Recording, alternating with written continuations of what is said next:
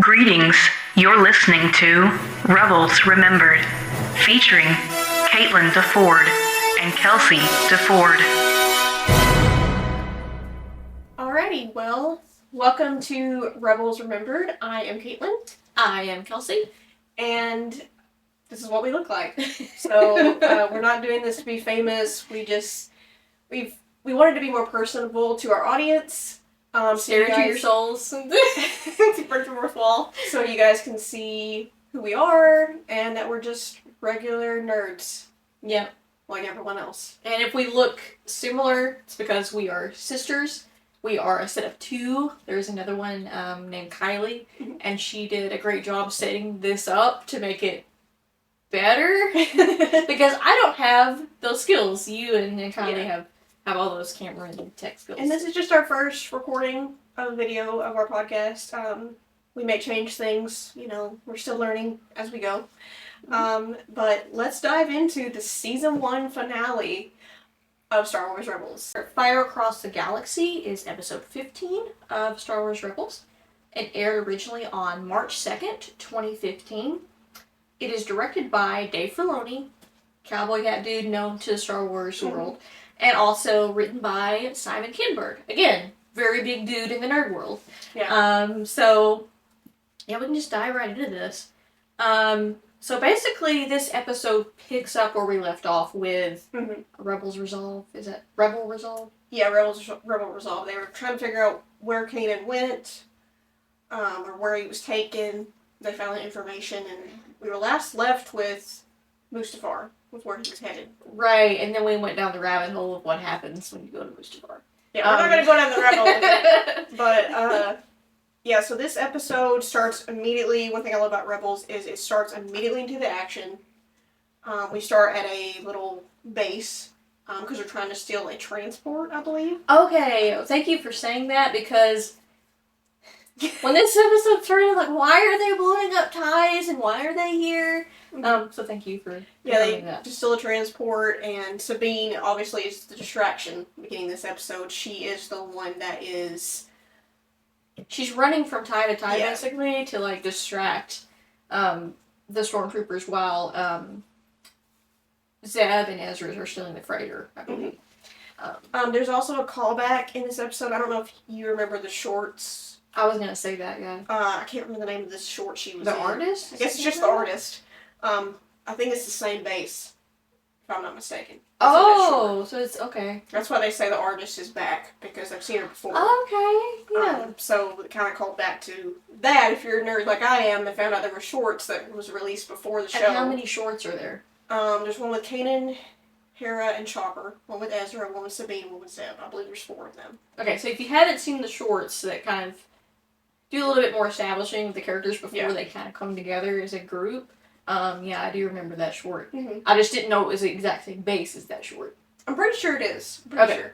Okay, I didn't know that. So they successfully steal the transport, but they need a small enough vehicle to get into Tarkin's destroyer. So that's what leads them to, we have a transport, but we need something to kind of be more, I don't want to say covert. Undetectable. Yeah, undetectable type of situation. I will say before we get to that, like, I really like the way that this opening kind of battle between Sabine is. Like, she does a bunch of flips. I didn't count them, but it was pretty cool. And then when the cruiser, is it the Phantom or the Ghost that picks them up in this? I think it's I don't know. I think it's anyway, when they're picked up, when the transport they're on goes through the smoke, because she blows up a bunch of the TIE fighters with detonators, like, it makes the Phoenix thing, which I thought was really cool. Symbol of the rebellion. So I'm just geeking out about that, but yeah, you can continue. They need another vehicle, and it's revealed, Ezra tells Hera the tie that Zeb... See, when I first watched this episode, it ties back to so much that already happened, but when I first watched this episode, I hadn't seen all of the season. So they were calling back on things. I was like, oh, I didn't really get all the pieces. That make sense, I guess. So he goes back to, remember the tie that Zeb and I stole? We hid it. It's been revealed that Sabine has turned it into her personal next art project. which I think is really cool. Yeah, I looked it up. Apparently, if you go, I need to go back and look at this tie, but apparently, the color scheme and then certain symbols that she's painted on this tie are symbolic of the crew. Oh, really? So, like, the different colors, I think you see Hera's, her Leku, or what you call them, on there, painted on there, Ezra's jacket symbols on there. Like, I need to, like, go into more depth than I probably should to see, like, what's been painted on this tie. Of course, Hera is not happy that they hit it, right. Because the order was to ditch it. Yeah. Get rid of it. But I love how I think her line is, but right now I'm just thankful we got it.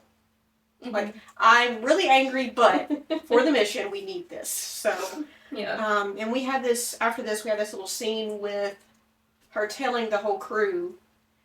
I love this scene with Hera because she's always been, I think we talked about this the last episode, she's always been the leader and commander, and I think she refers to Kanan as a soldier, but actually, in this moment, she says, Kanan is family, and we're going to go get him.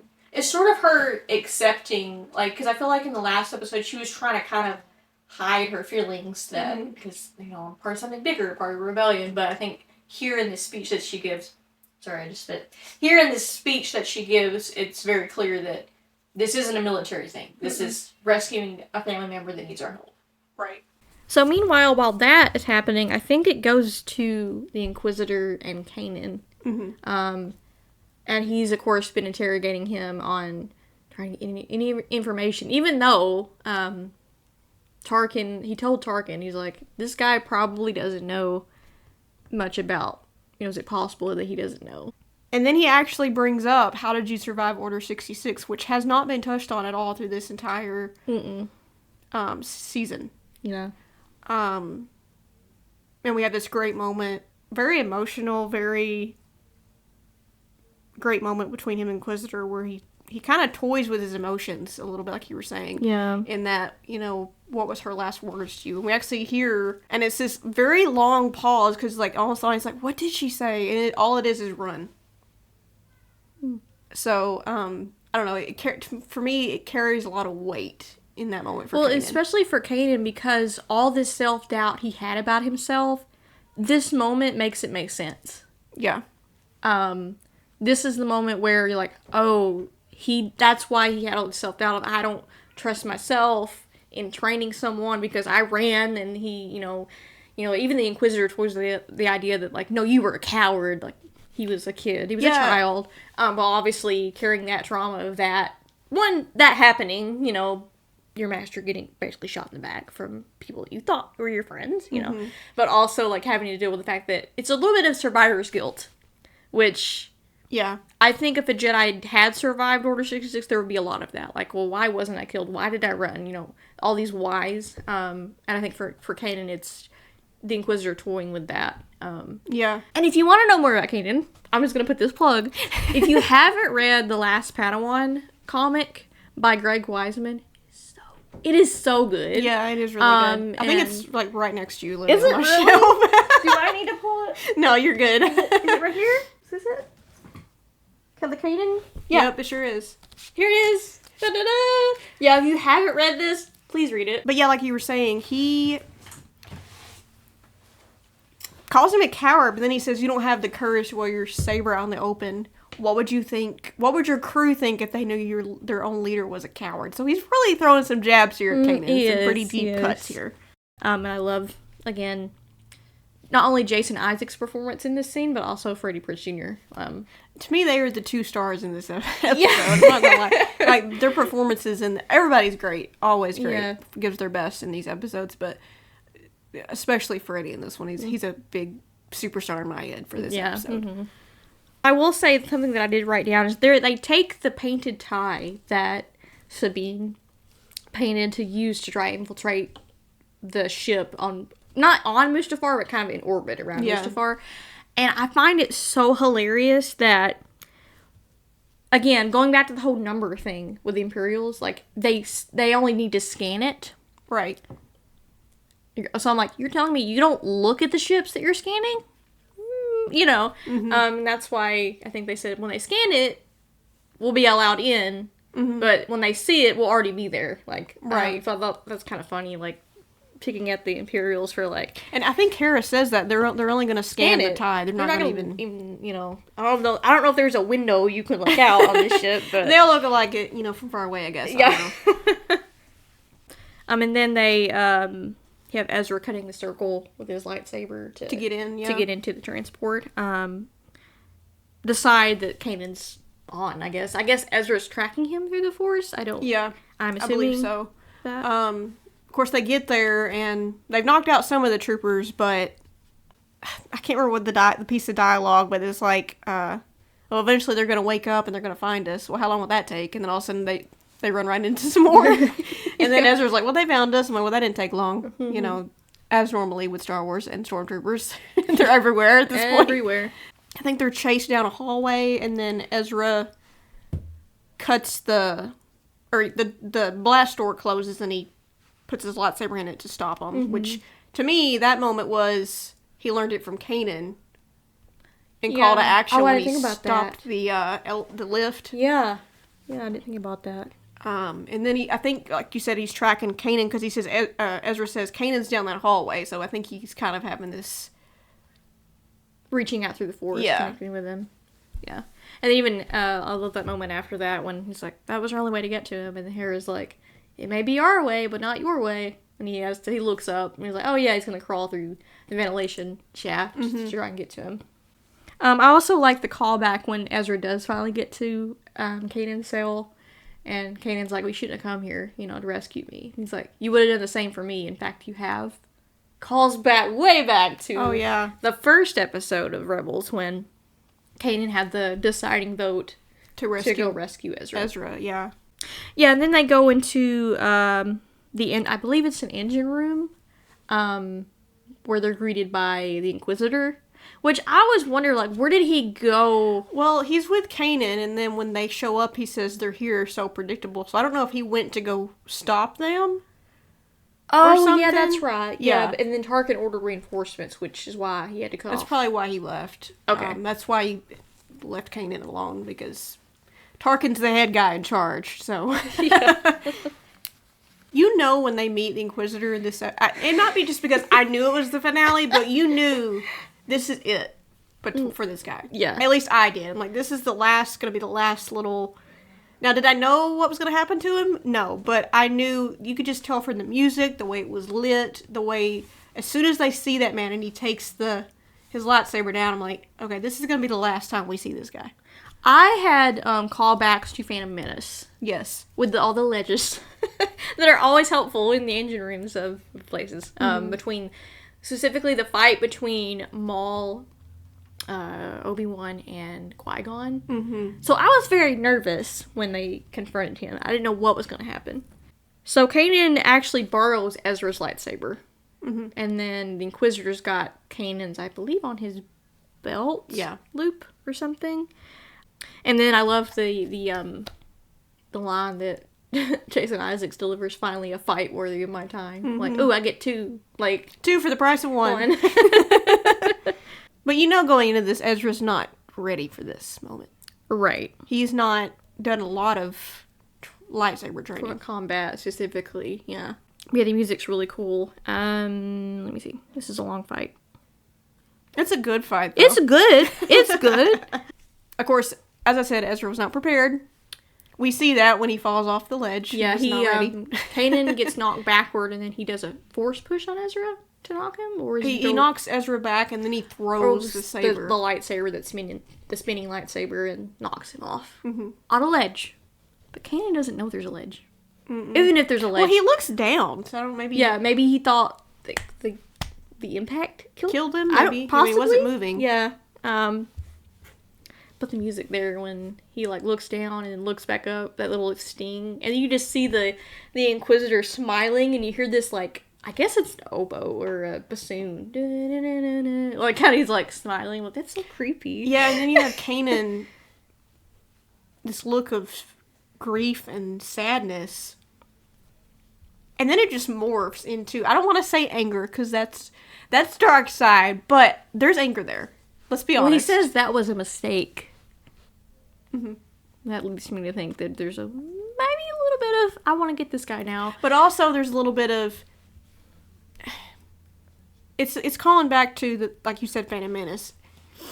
He wasn't fully... I mean, he was fully fighting him, but he was very concerned about Ezra. Yeah. Now that he's...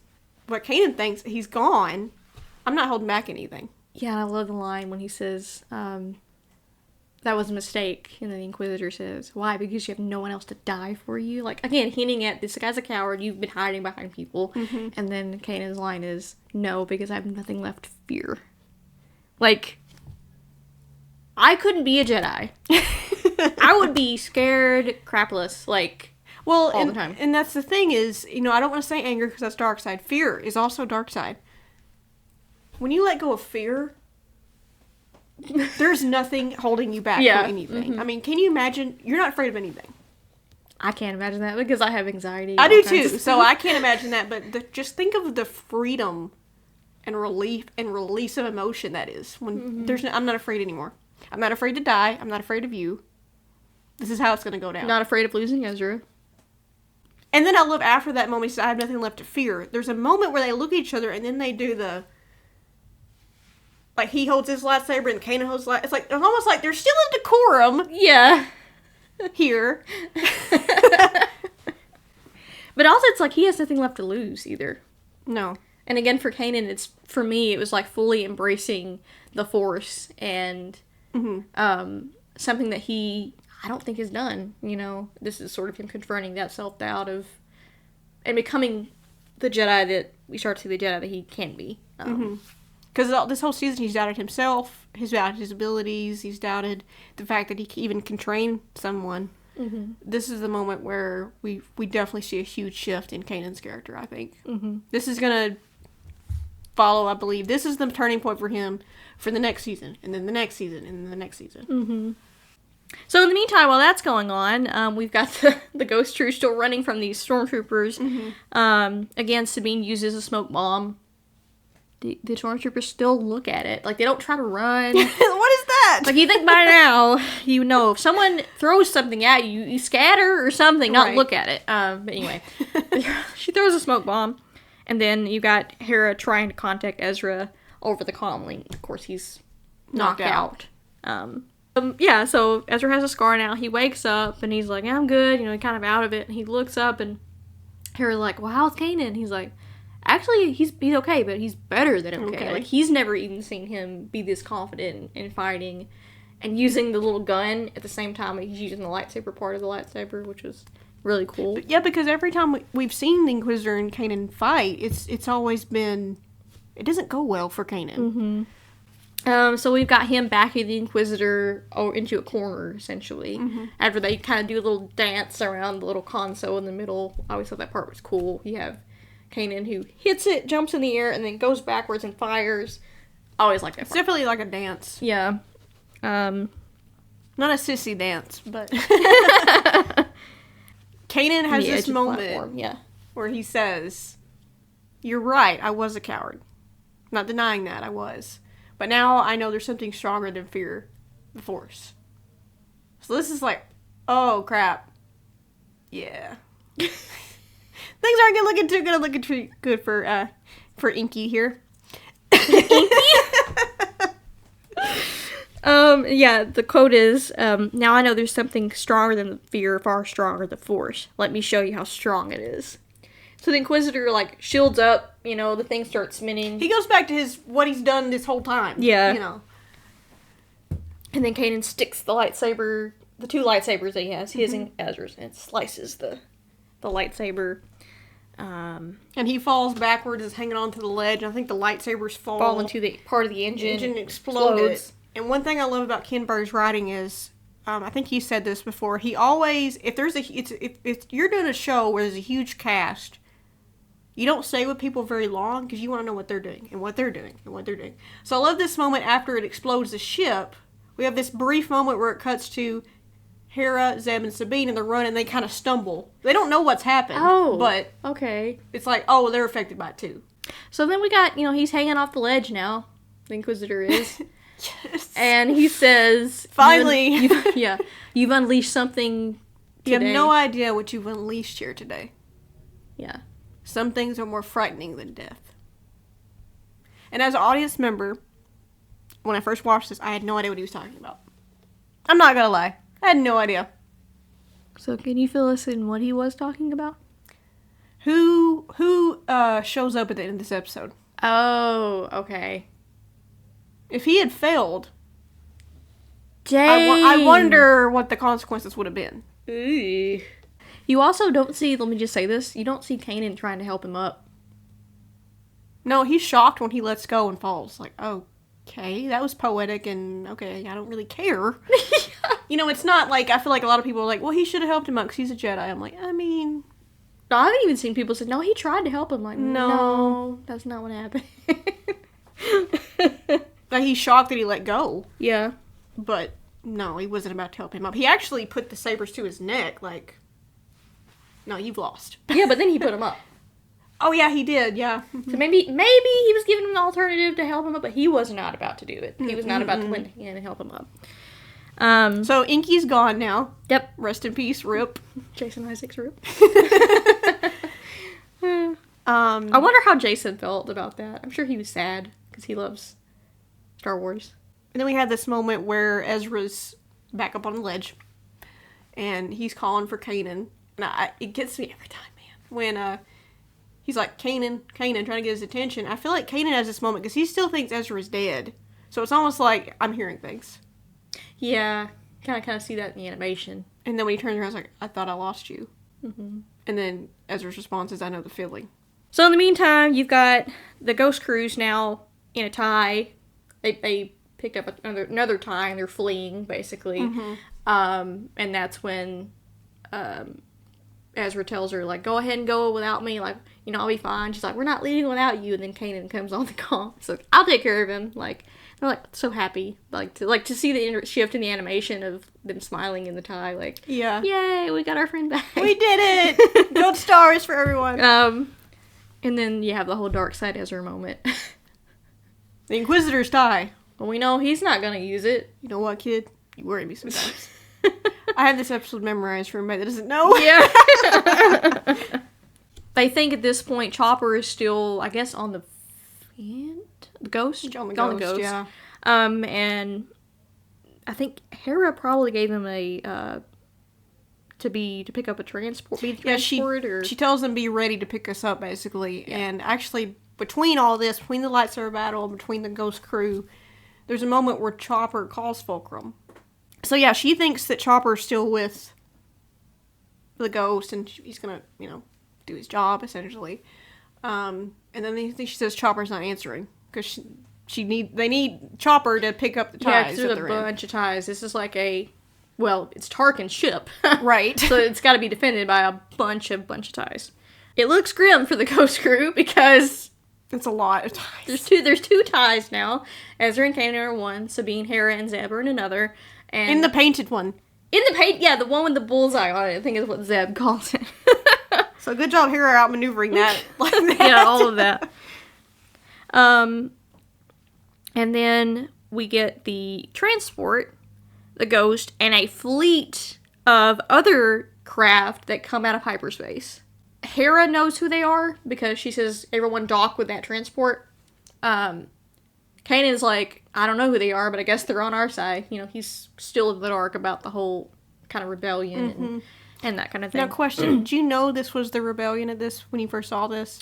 I did, because the ships looked like the ones in A New Hope. So I kind of knew it was probably the larger rebellion. So they dock with the transport, and they arrive on the Ghost, and I love this moment. I think this is the moment where I knew, okay, this is definitely the rebellion. And Bail Organa appears as a hologram. Mm-hmm. I'm like, oh, okay, this is actually... Yeah, because huge rebellion. We saw Bell before when Kanan, I think it's Droids in Distress, returns right to your VO and R2 to him, and he doesn't know who he is. And he brings that up, which again, a lot of these episodes tie into each other. Even if they seem insignificant, I feel like the good thing about season 1 is everything seems to be very tied together in a way. I was like, oh, okay, this is the larger rebellion that Hera's been alluding to. But the secrecy and stuff. Yeah, and Hera has that moment where, sorry to interrupt you. Yeah, she says, His name is Senator Bill Organa. And the protocol was none of us were supposed to meet. Because that way of capture, we couldn't reveal anything to the enemy, which that was true when Kanan didn't know anything, you know. And then we hear a voice say the protocol has changed. And as she's descending the steps, anybody that's a Clone Wars fan is probably freaking out at this point. They know who this woman is. And she says Fulcrum. Because that's kind of the first declaration. Okay, Ahsoka is Fulcrum, but she doesn't call her Ahsoka, she calls her Fulcrum. And then she says what her name is and everything. And I guess, why did you reveal yourself, I guess is what he was saying. And then she says, because of you and your apprentice. And then she actually reveals, systems heard your message. Yeah, so go back to call to action, is that the name? Yeah, so this is the first reveal we get that people heard it. And not just one planet, one system. A few systems have heard your message. And they were hopeful, and we didn't want that hope to die. And this is something, a question I have is, did she let the rebellion know there is a Jedi and a Padawan, they're in trouble? Because she tells Hera that was the whole reason she told him not to go rescue him. Right. Because Ezra, what Ezra and Kanan represents is hope for, I don't want to say the good old days, but, you know, Jedi have a symbol, you know, for protection and hope of the old Republic that is now fallen. So I do wonder what was her case, you know, to bring to these other systems, these other cells. Like, yeah, I wondered that what too. did she tell them? So Ahsoka is Fulcrum. Whoa, what? So many people had this already figured out when they were watching it. I was not that in depth to go and take the voice thing and put it through a modulator like some people did that. I didn't even know who Fulcrum was at this point. Like I said, I watched this whole first season out of order and still didn't know all of the pieces. But the only thing I knew about Ahsoka was, forgive me, I've not seen Clone Wars. But she was in Clone Wars. We just heard a bunch of nerds cry out in anguish. But yeah, I don't think I knew how much love she had for the character until after the season finale ended, because that's when I started going online and stuff. People like, I already had it figured out. All these comments were like, I already knew it was her. And I'm like, wow, that's a lot of work. I don't want to say this very mean, but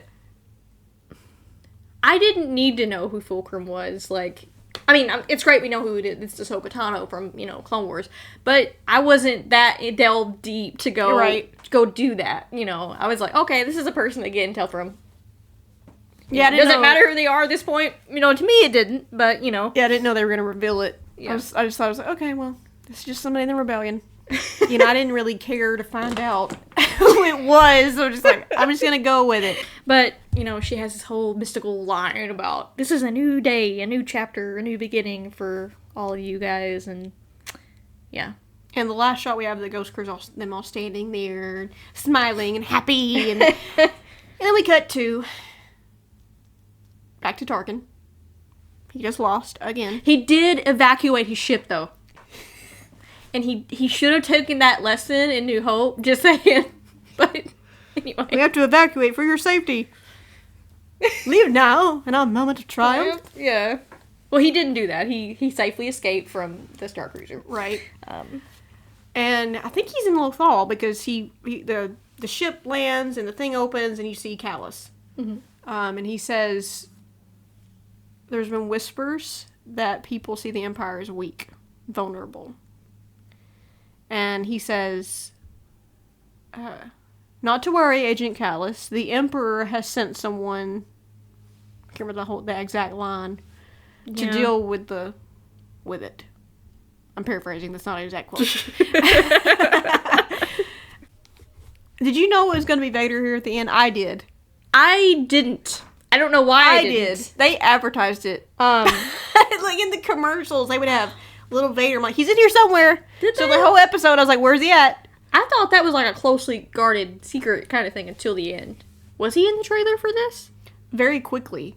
Like, remember the Who Will Fall trailer, and then at the very end, it's this little quick snippet of Vader. Very quickly. Oh, I must have not caught it, because I was like, you only hear him. And anyone that there's no Star Wars, you hear that breathing, and you know who it is. Mm-hmm.